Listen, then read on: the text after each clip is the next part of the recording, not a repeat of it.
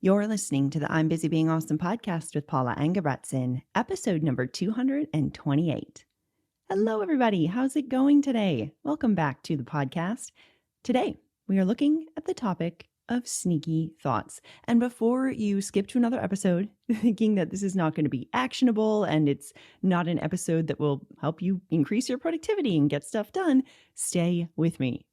Because the truth is, it's the sneaky thoughts that we're exploring today that can significantly throw us off track. It is these sneaky thoughts, the ones we're talking about today, that can keep us from following through on the schedule we created for the week, or taking the next step on that current project we're leading at work, or moving forward toward the next milestone in the goal we've been working toward all year.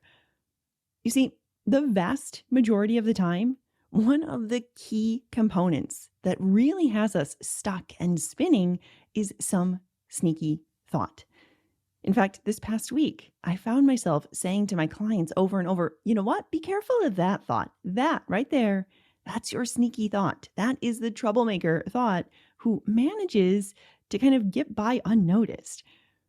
And since this was such a prominent theme in coaching this past week, I think it's probably safe to assume that many of us in the Busy Awesome community are also navigating similar sneaky stories. So with that in mind, I'm going to share 4 sneaky thoughts that really kept creeping up in most of my clients' minds over the past week. I tend to find that there are these themes that come up and many of us seem to be navigating them at the same time. And I always think that that is such a key indicator that it's good to explore on the podcast as well. So we're going to talk about these 4 thoughts that I noticed come up with most of my clients.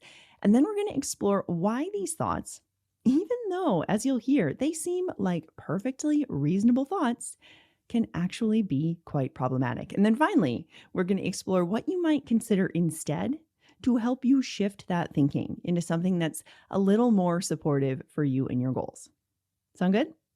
All right, let's dive in. Sneaky thought number 1. It sounds a little bit like this.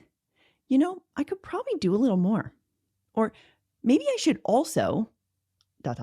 insert whatever else you think you should also do. So maybe I should also add this or offer this or do this. I saw this thought come up in so many places this past week, from clients taking on new project proposals and thinking they should add more to the agreement, to offering to bring additional sides and desserts and decor for their Friendsgiving, right? I saw it in all these different situations. So keeping that in mind, let's talk about why this can be such a sneaky thought. It is quite pervasive. We're often telling ourselves, oh, I could just do a little more. I should do a little more. Maybe I could offer this extra thing. And, you know, some of you might be thinking to yourself, what's the big deal? It's nice to do a little more. You're being a team player. You're providing a quality product by holding yourself to a high standard and always offering more, right? So I get it. This thought can sound super positive. And this is where it's really important to slow down and take a nuanced perspective. What's the story behind that thought? Because you're right. Sometimes that thought of, you know, I could do a little more, or maybe I should also do this, it could be supportive. But many times it's not. So the first thing to do when you notice yourself thinking that you should do more or offer more or bring more, ask yourself, why? Why do you think you need to add all of these things into the proposal? Why do you think you need to bring a side and 2 desserts and flowers and candles and a bottle of wine to Friendsgiving when there are plenty of other people who are also happy to contribute? What is the story behind that thought? Why do you think you need to? Are you doing it because you want to, or are you doing it because you think you should? And the reason why I want to flag this thought is that, number 1, many of us with a later ADHD diagnosis have really come to believe that we have to do more, or work harder, or strive for perfection to quote unquote make up for our perceived flaws. If we just do a little more, or give a little extra, or work a little harder, we secretly hope that people are going to overlook the fact that sometimes we run late or miss details. There's often part of us that thinks that by doing a little more, it's going to help make up for that last time when our impulsivity took over and we accidentally interrupted someone. We had this new idea come into our mind and we just spit it out before we had the awareness to pause and let them finish their sentence. We've all been there, right? We've lived so long with this practice of overdoing and quote unquote making up for that the thought just sneaks in and it seems like a fact. Oh, I should just do more. I should do more in the project. I should offer more. I should contribute more. I should bring all the food for Friendsgiving potluck, which of course completely defeats the name potluck and turns into a catered by you event. Now, here's the deal. Wanting to do more does not always indicate this scenario that I'm offering here, right? If you want to do more, it doesn't necessarily mean that you think you need to quote unquote make up for your flaws. Okay. This is certainly not true for everybody. It's certainly not true for every situation. Okay. So if you're hearing me say this and you're kind of bumping up against it, you're like, that does not sound true for me. I don't really think I have to do more or give more to prove myself or anything. Okay. If you're pushing up against that, first of all, amazing. That's great. This might not be your sneaky thought. With that being said, I also see this same thought come in when we are genuinely excited to do something, but we haven't slowed down to assess our capacity or how much time we physically have to do the thing. So it might not be a should, right? You might be super excited about this new project at work, but if it is 30 hours worth of work and you have 16 hours left in the week before it's due, taking on all of those steps yourself is not a feasible plan. You should not do more because you literally don't have the space for it in your calendar.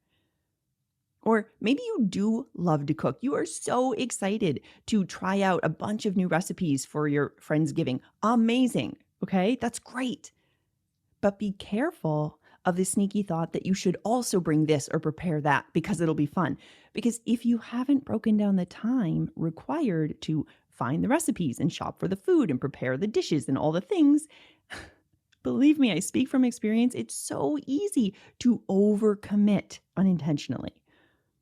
Does this make sense? So check in.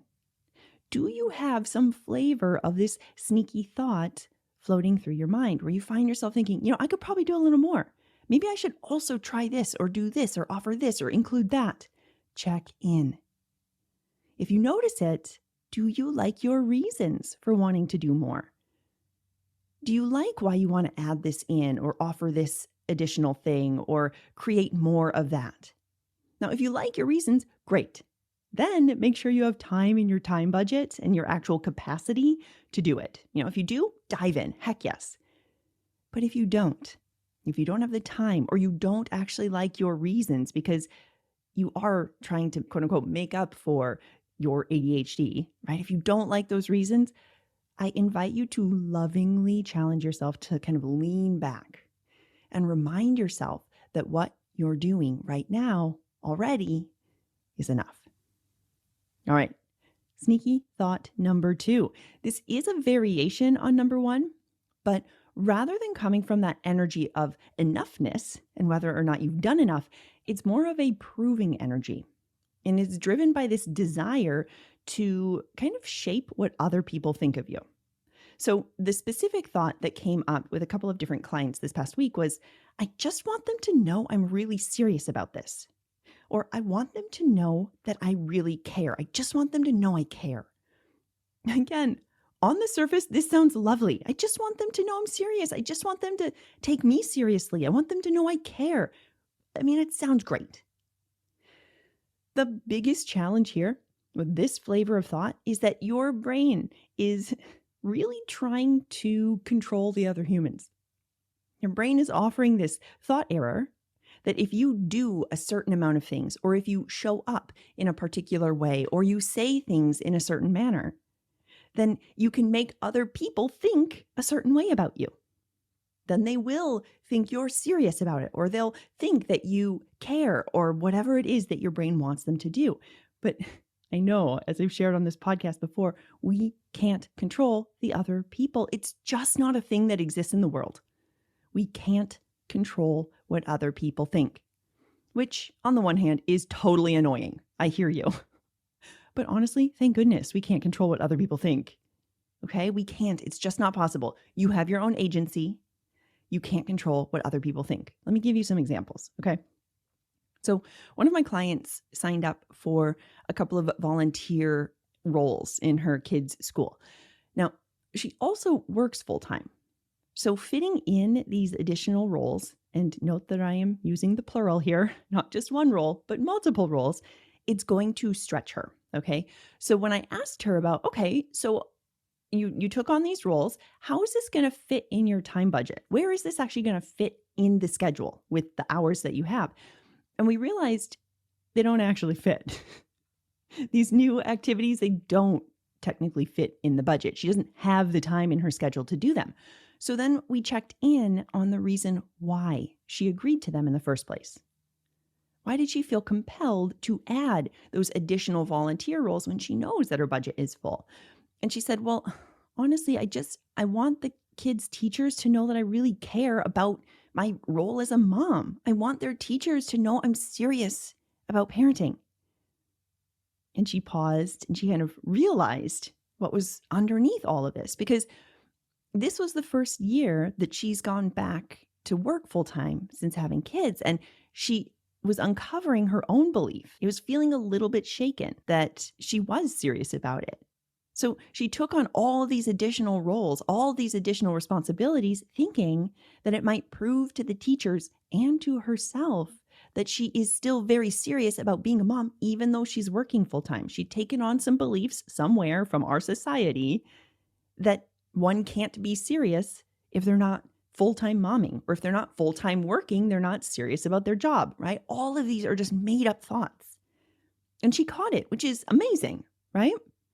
Now, of course, there are, as I was just alluding to here, so many layers, right? Layers upon layers upon layers here. And first of all, there's so much space for compassion and love for this important shift that's happened in my client's life as her kiddos have moved into full-time school kids, and she's gone back into full-time working and also still wanting to do some work in the school. And all of that is a transition, which is hard for our brains, right?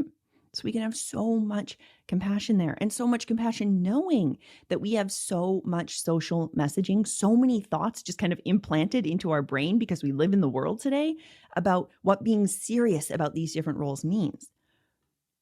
And at the same time, there's also this beautiful opportunity to get curious about how she wants to define what being serious about her parenting means. Because there's no blood test you can take to prove you're a serious parent, right? That's not a thing that exists in the world. It's not a fact. You can't prove that one is or is not serious. That's a subjective observation.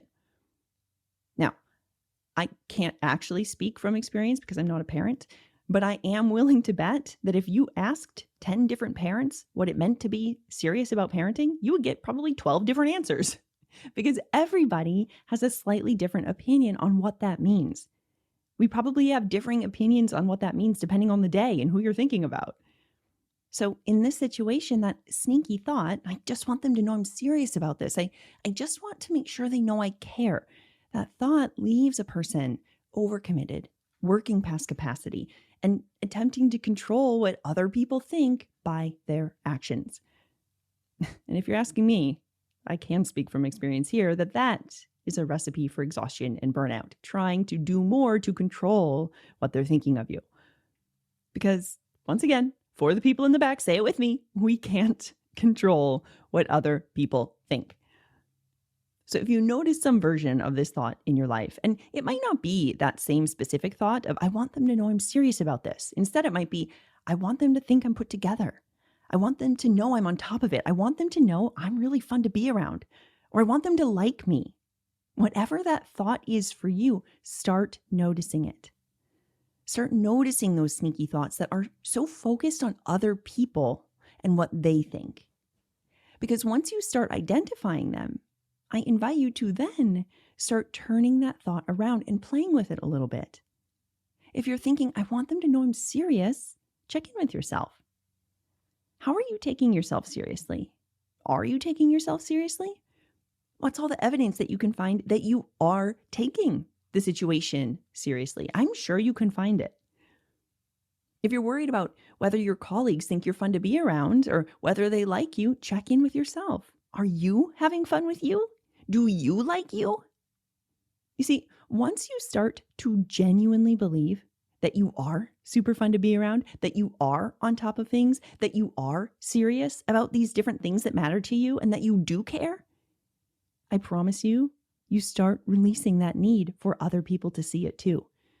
You stop feeling that desperate pull to have other people's approval because you already approve of yourself, which is so much fun. Let's be real. And ironically, your energy usually shifts at this time too, and you start showing up in a much more empowered way that people just want to be around. They're very drawn to. But then at the same time, it's completely beside the point because you no longer need their approval. Now you just get to act as humans working together on a project that everybody cares about. Or you all get to be together enjoying one another's company. I'm telling you, it's so much more fun that way. All right. Third sneaky thought. The third sneaky thought that I heard coming up time and time again for people is some iteration of, I just want to make the right decision. I just want to make the right choice. Again, this sounds perfectly reasonable on the surface. Sure, let's all aim to make an informed decision. I'm all in with that. The challenge arises when our black and white thinking gets in the way and we start convincing ourselves that there's only one right decision. And what's more, once we make that decision, that's it. There's no turning back. It is a decision forever and ever. As I'm sure you know, when this happens, decisions become very heavy and incredibly serious. Nothing feels light about them. And because everything feels so big and heavy, we don't move forward on anything. Instead, we just stay stuck. Now, of course, I am all for doing your due diligence and researching your options so you can make an informed decision. Heck yes. But there is a clear distinction, and I know your brain knows it, okay? There's a clear distinction between, number one, researching a handful of options and choosing the one that's a good fit and meets your needs for this season, and then moving forward, moving on. Versus number two, spinning in countless options and bouncing back and forth between them because you're convinced there is one quote unquote right decision, and you're afraid that if you choose the quote unquote wrong one, you'll be stuck with it for the rest of your life and all eternity. I'm making light of it, but our brains kind of think that, right? In this latter situation, when we think we are stuck with it forever, we have such a tight grip on making the quote unquote right decision. And it's often because we manage to wrap up so much in it. It's no longer a decision of whether you get this phone model or that one, or whether to go out to eat or stay in and cook, or whether to take the job offer or stay in your current position. It's not just one decision. Instead, it becomes so much more. We start believing things like, well, if I make the wrong decision, I will be so disappointed. I'll be crushed. If I make the wrong choice, it will ruin my night. If I make the wrong decision, I will never forgive myself. And we seem to forget that the decision is not what actually makes us feel disappointed. We feel disappointed and we ruin our own night because we're choosing to think, I can't believe you picked this phone. You should have gone with the upgrade. It's so much better than this stupid one. Or you're missing out on that incredible meal. Now you're stuck at home with breakfast for dinner again. Or you missed the opportunity of a lifetime when you passed up that position. What were you thinking? We're choosing to think those thoughts instead. Now, we've all been here, right? We've all thought these different versions of the story, but it's so important to remember that all of these thoughts are optional. They're not facts. You don't have to think that way. Those are sentences your brain is offering, and you're believing this story because that's a well-practiced habit, and most of the time we can just believe the story our brain tells us. But in these situations, it could be equally true that you picked the best phone because it saved you hundreds of dollars and you don't actually use any of the fancy camera lenses or upgrades, so they'd be completely unnecessary anyway. It could be equally true that it was better for your health and better for your wallet and better for your connection with your partner to stay in because they scrambled up the eggs, you cut up the fruit and made the toast, and you had so much fun together without going out and spending money or whatever. It could be equally true that your big growth edge was actually staying in your current role and not taking that other opportunity. You already do really well in diving in headfirst to new positions and operating from firefighting mode. So your real growth edge is choosing intentionally to stay in your current position and level up your entire team before you move to the next role.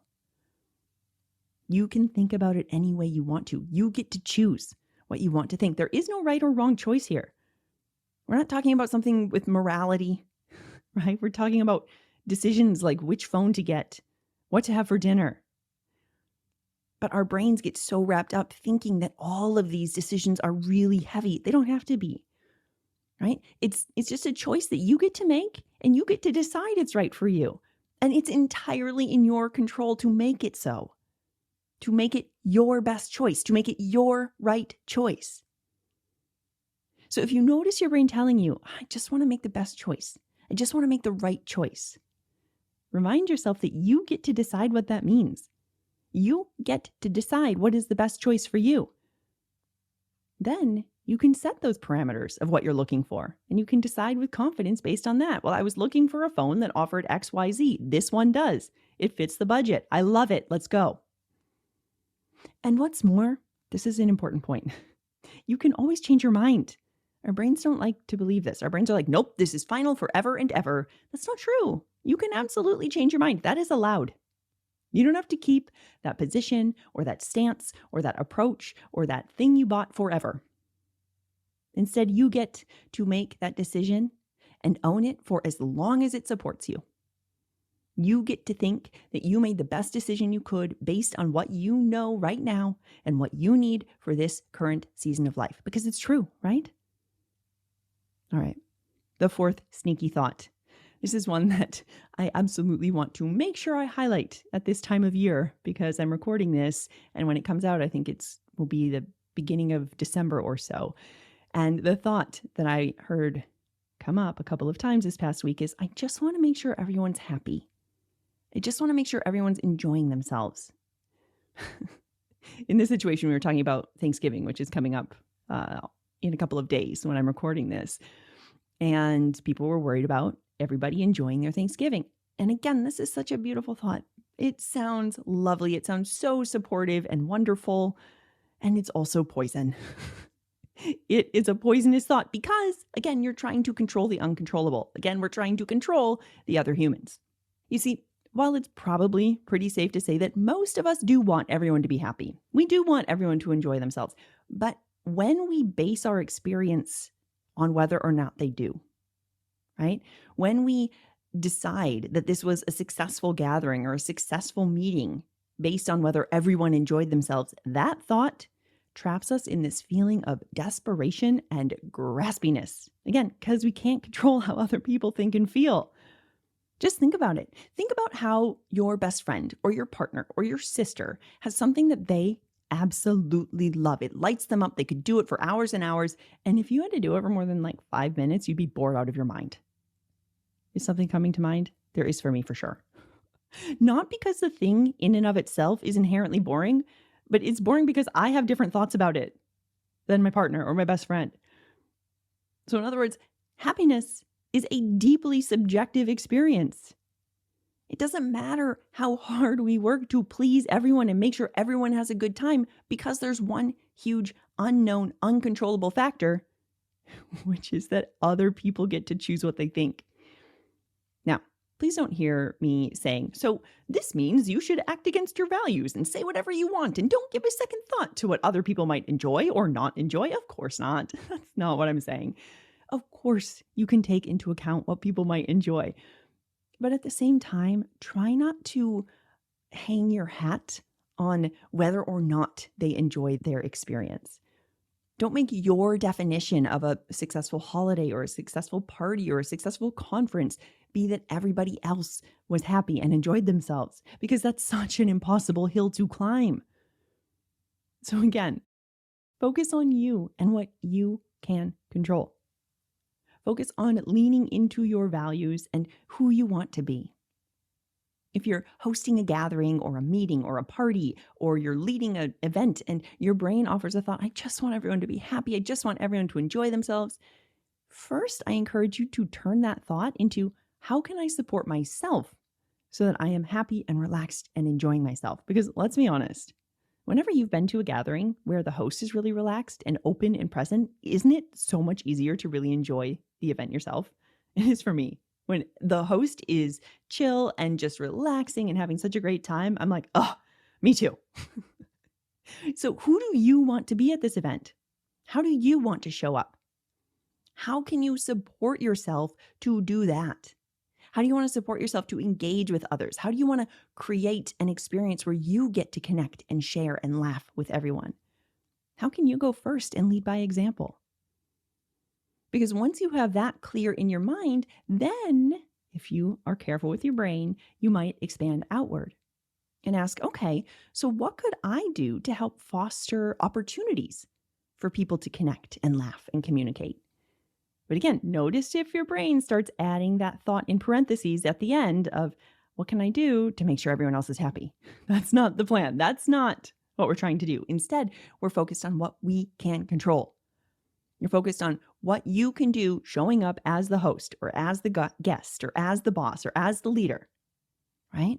How can you show up being the host, the guest, the boss, the leader that you want to be? I'm telling you, when you learn to let go of needing to control everyone else's happiness, you free yourself from all of that unnecessary pressure, which ultimately creates so much more space for greater, authentic connection. So that's what I have for you today. 4 sneaky thoughts to watch out for in your daily life. Number 1, I should probably do a little more, or I should maybe just offer XYZ. Number 2, I just want them to know I care. I just want them to take me seriously. I just want them to know I have my act together. Notice. Number 3, I just want to make the right decision. I just want to make sure it's the best choice. And number 4, I just want everyone to be happy and enjoy themselves. These are all such innocent sounding thoughts, but I am telling you, they can really throw you off your groove if you're not careful. So if you notice them, remember, there's no need for judgment here. Okay, we're just going to get curious about what's behind them. And then see if there might be a slightly different perspective to consider instead, because I have a sneaking suspicion there might be. And if you have any other sneaky thoughts that you would add to the list, I would love to hear them. Head over to Instagram and let me know. I am at I'm Busy Being Awesome. You can either share your sneaky thought on the post for this episode or pop over to the DMs and just send me a message. I can't wait to hear about it. All right, my friends, that's going to do it for us this week. And if you're ready to take these concepts deeper and apply them to your life, if you're ready to learn how to support your ADHD in a way that works for you, I invite you to check out today's show notes or head to I'mBusyBeingAwesome.com/group to learn more about my small group coaching program, We're Busy Being Awesome. If it sounds like a great fit for you, add your name to the waitlist and you'll be the first to know when the next cohort begins. Also, have you grabbed the holiday season blueprint yet? It is on sale right now, and it is an ADHD lifeline for creating a simplified, supportive holiday experience, one that you want to remember. Head to the link in the show notes or go to I'mBusyBeingAwesome.com/holiday blueprint. Until next time, keep being awesome. I'll talk with you soon.